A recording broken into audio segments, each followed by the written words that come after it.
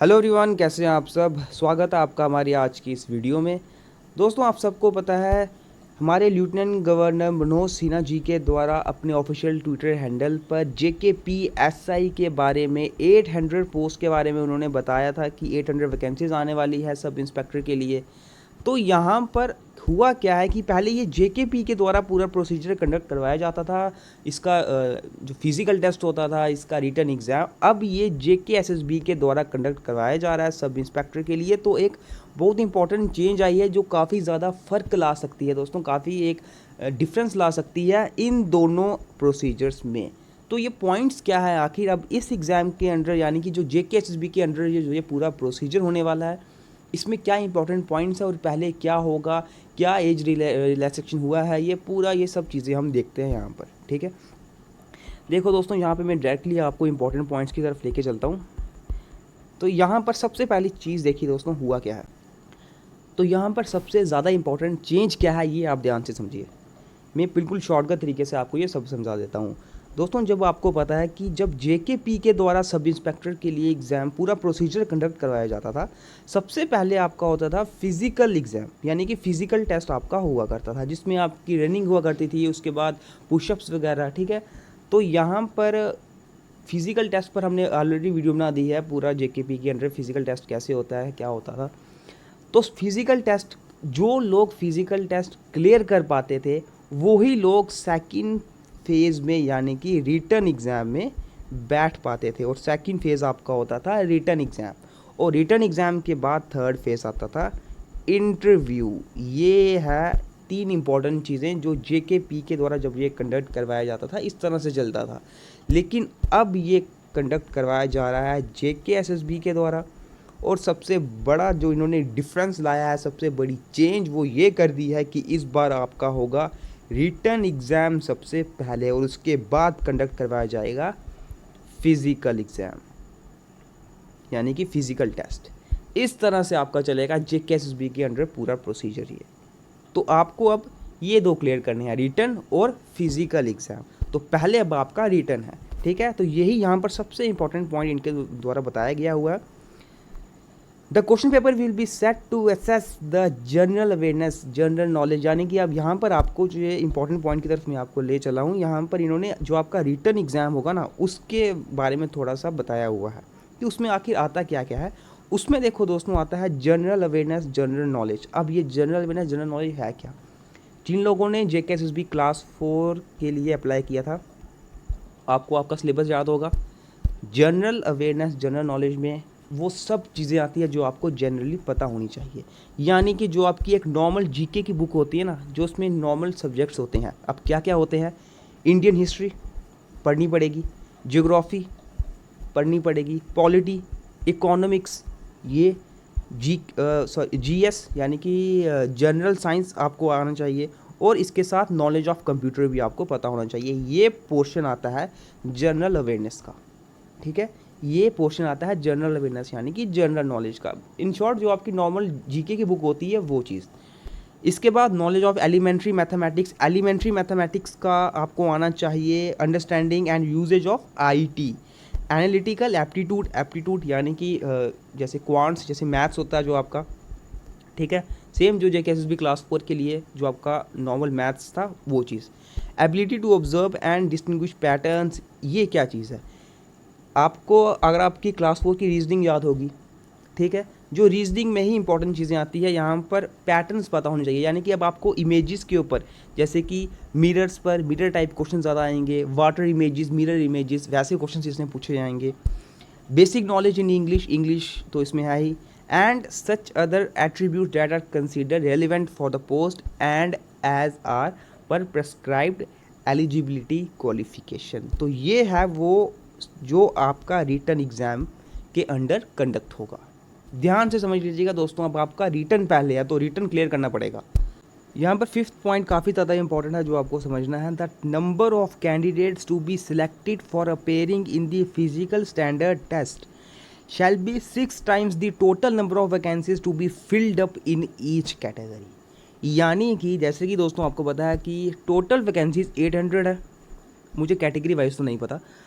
अगर 800 total vacancies हैं कितने बच्चे रिटन एग्ज़ाम के बाद फिज़िकल स्टैंडर्ड टेस्ट के लिए उठाए जाएंगे, वो होगा मल्टीप्लाई 6 टाइम्स, यानी कि 4800 टोटल बच्चे उठाए जाएंगे।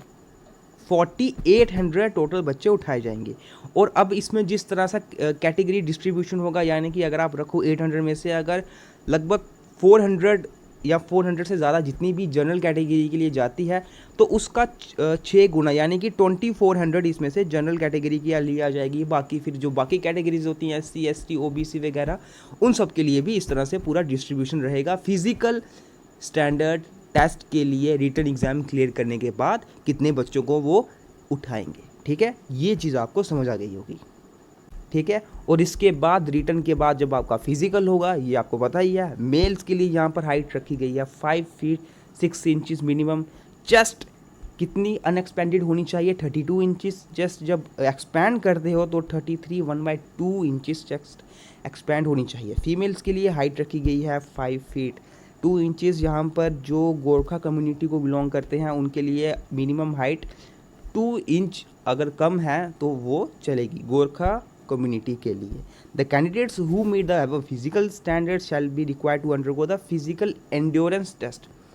जो लोग ये फिजिकल स्टैंडर्ड्स इसके अंडर फॉल कर जाएंगे, जिनका ये फिजिकल स्टैंडर्ड बिल्कुल सही रहेगा, यानी कि इनकी हाइट 5'6" होगी या इससे ज़्यादा होगी, चेस्ट वगैरह भी 32 इंच से ज़्यादा एक्सपेंडेड 32.5 इंच से ज़्यादा होगी, तो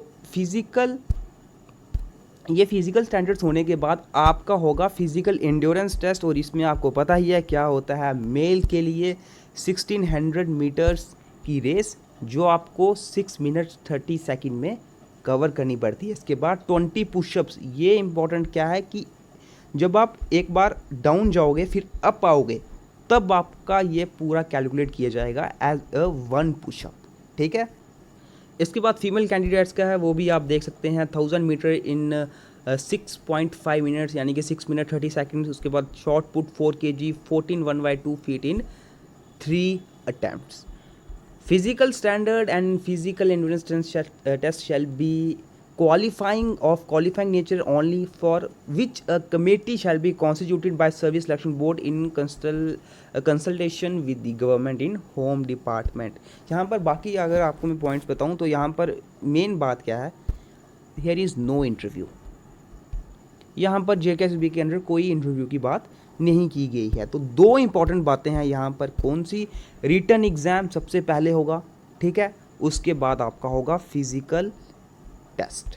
ये 2 चीज़ें हैं जिस पर आपका सब इंस्पेक्टर का पूरा प्रोसीजर चलेगा। ठीक है, तो यहाँ पर अगर बाकी क्वालिफ़िकेशन या एलिजिबिलिटी की बात करूँ तो यहाँ पर ये आपको पता ही है कि ग्रेजुएशन बेसिस पर ये एग्ज़ाम मतलब जो लोग ग्रेजुएटेड हो गए वही इसके लिए अलाउ हैं। He holds a bachelor degree of recognised university, चाहे वो BTech BSc BCA, ठीक है, BCom, जिसमें भी हो कोई प्रॉब्लम नहीं है, बस वो ग्रेजुएटेड होना चाहिए। He is a domicile of Jammu and Kashmir का उसके पास डोमिसाइल होना चाहिए। He has attend the age of 18 years की age, but has not cross the age of 28 years age on 1 January of the year. यानी कि जो हमारा ये 1 जनवरी 2021, ध्यान से समझो, 1 जनवरी 2021 तक आपकी एज 28 ईयर्स नहीं होनी चाहिए। ठीक है, आपकी एज 28 ईयर्स को क्रॉस नहीं करनी चाहिए। कब तक? 1 जनवरी ऑफ द ईयर, यानी कि 1 जनवरी 2021 तक। तो यहाँ पर कई लोगों के द्वारा ये कहा गया था कि एज रिलैक्सेशन देना चाहिए, तो यहाँ पर तो फिलहाल ऐसी कुछ बात लिखी नहीं गई है। Provided at the upper age limit shall be 30 years in case of in service police personal. ठीक है, मतलब जो पहले के सर्विस में है उनके लिए एज लिमिट जो है 30 ईयर्स तक की है। Provided further that every ex service man having served in the armed force of the union shall be allowed to deduct the period of such service from his actual age. बाकी यहाँ पे इतने important points नहीं हैं, ये जो मैंने आपको इंपॉर्टेंट बातें ऊपर बताई है ये थी जो मेन चीज़ें आपको पता होनी चाहिए। ठीक है, तो अब आपको क्या करना है दोस्तों, कई लोग रनिंग के लिए यहाँ पर स्टार्ट कर चुके हैं। ठीक है, क्योंकि जैसा सोचा गया था कि पहले इसका फिजिकल टेस्ट होगा, अब यहाँ पर पहले है रिटन टेस्ट। तो अब आपको जान फूकनी है किसके लिए, पहले रिटन एग्ज़ाम को क्लियर करने के लिए, उसके बाद आपका होगा फिज़िकल एग्ज़ाम, यानी कि फ़िज़िकल टेस्ट उसके बाद कंडक्ट करवाया जाएगा। तो रिटन एग्ज़ाम दोस्तों मैं आपको बताऊं सीधे, लास्ट टाइम इसके लिए जब नोटिफिकेशन निकला था सब इंस्पेक्टर के लिए, डैट वाज 2016, ठीक है। और 2016 में जो इसका, अगर आप इसका प्रीवियस ईयर एग्ज़ाम का अगर आप देखो, वो क्वेश्चन पेपर देखो, तो वो इतना ज़्यादा हार्ड नहीं है, इतना ज़्यादा टफ आपको नहीं लगेगा। लेकिन अब दोस्तों ये 2021 में इसका एग्ज़ाम कंडक्ट करवाया जाएगा। तो पहली चीज़, ये पूरा 5 साल का गैप है, और ये गैप क्या चीज़ होती है ये आप क्लास 4 एग्ज़ाम को याद करके सोच सकते हो। जब लास्ट टाइम क्लास 4 एग्ज़ाम का ये कंडक्ट करवाया गया था, अगर आप क्लास 4 एग्ज़ाम के प्रीवियस ईयर क्वेश्चन पेपर्स देखते तो वो कितने आसान थे आप सबको पता थे। लेकिन जब इसका एग्ज़ाम अभी 2021 में कंडक्ट करवाया गया, ये चीज़ कितनी ज़्यादा डिफरेंस हो गई, कितना एग्ज़ाम कितना ज़्यादा टफ हो चुका था, ये आपने देख लिया। सेम चीज़ इसके लिए रहेगी दोस्तों, ठीक है, सेम चीज़ यहाँ पर रहेगी। 2021 में जो इसका एग्ज़ाम कंडक्ट करवाया जाएगा, मैं पहले ही बता दूं, इसका एग्ज़ाम जो कंडक्ट करवाया जाएगा हाई लेवल एग्ज़ाम या मॉडरेट से हाई लेवल तक का एग्ज़ाम आपको आराम से देखने को तो मिलेगा। इतनी तो आप गारंटी लेके चल सकते हो कि एग्ज़ाम थोड़ा सा हाई लेवल का होगा, इतना आसान नहीं होगा जैसे 2016 में इसका एग्ज़ाम हुआ था, वैसा नहीं होगा, ठीक है। तो एग्ज़ाम तो थोड़ा इसका हाई होगा ही होगा, और आपको अब अच्छे से मेहनत करनी पड़ेगी सब इंस्पेक्टर के लिए। हमारी तरफ से ऑलरेडी वीडियोज़ अपलोड होना स्टार्ट हो चुकी हैं, आप हमारी प्लेलिस्ट सेक्शन में जाकर यहाँ पर हमने ऑलरेडी स्टार्ट कर दिया है। अगर मैं बताऊँ कि जैसे हमारा मैथ सेक्शन है, हमने वो स्टार्ट कर दी है। इसी के साथ साथ हमारी जनरल अवेयरनेस सेक्शन, जिसमें हमने physical division and political and physical division of India start कर दी है।